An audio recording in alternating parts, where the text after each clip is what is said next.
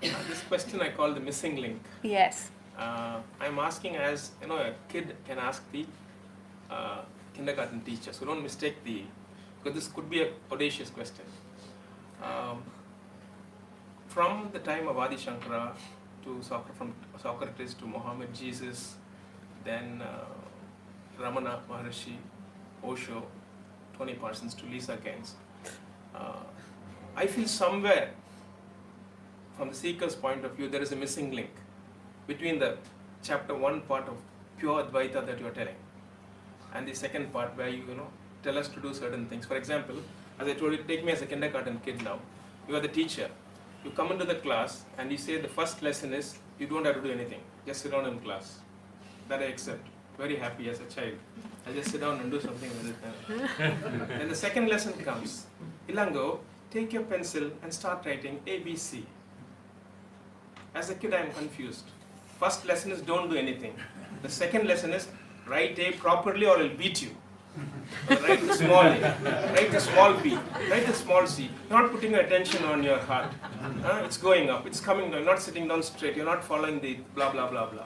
So as a kid, I am confused. And I feel between the lesson 1 and the lesson 2, there is a missing link right from Adi Shankara to Osho to Raman Maharshi, who says, look at yourself, very fine, but the moment you slip out of the lesson 2, you're lost. So I think the teachers have to be more, this is why I said it's a bit audacious, do their homework or contemplate or give us a better thing. We are ready to take up the lesson. Where is the missing link? What would you like the teachings to be?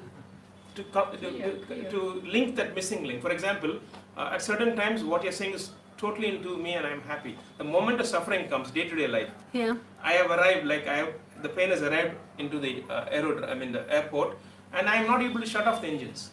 It's moving in the front towards the pleasure and the pain principle, and we say it's happening automatically. Then I ask you on lesson 2, how do I shut off the engines? And you say, do all these things, but then again the engines are not shutting down.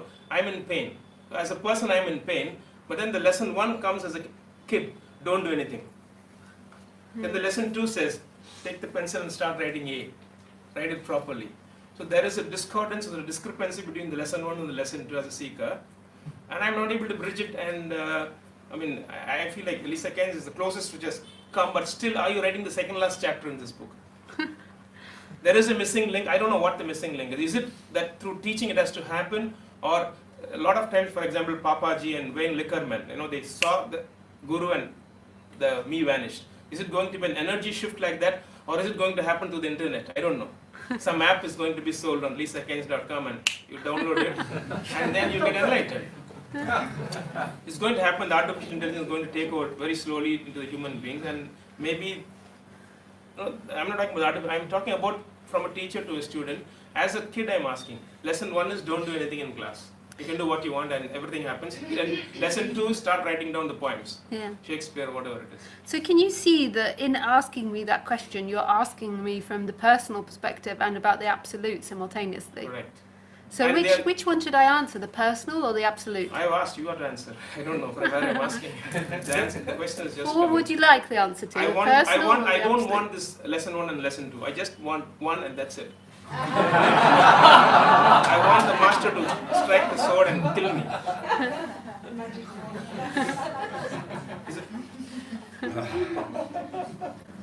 It's from Raman Maharshi. He says, who am I? And he has written only one book which has 21 questions. And the second question is, he says, it's mysterious. The I is mysterious. And he also leaves us in the lurch, and then he keeps on talking for 30-40 years. And he beats people, and he has his own shrine for his mother. He acts as a beautiful person, as a beautiful sage to emulate. But then, when it comes for me to be like him, that last link is missing for me. In my perspective, I think most of us have the same problems. Different teachers give us different perspectives. Tony Parsons keeps on energy, and then he says, but you have to buy the ticket and come into the hall. And so how does all of this make you feel? I'm edging towards that missing link. It gives me that feeling that, I'm somewhere near it, very near. As Osho used to say, the garden is there, you're getting the fragrance. I'm getting it very near. So, and where do you feel, so your feeling is really positive? Very much. Yeah.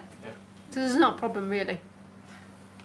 The missing link is still there. I have to be very frank. You like frankness, right? Yeah. So I think Lisa should tell us that missing link. because she has got there. She has crossed and got there. Probably that she's not concerned about it because she's in the Garden of Eden. And how Whereas we are the poor, sufferers in the hells, we are in pain and we are in agony in the hot boiling oil. And she's like having a very nice time. It's nice, everything is fine. Fine, today I'm fine, but yesterday was like painful. And I received the intellectual part, but the energy part, it's paining. Yeah. So probably the teachers. So how does it make you feel? Now I'm very happy. But it makes you feel pain in your heart sometimes. When the pain comes, and when Lisa says everything is happening, and then you have to do this, what should I do?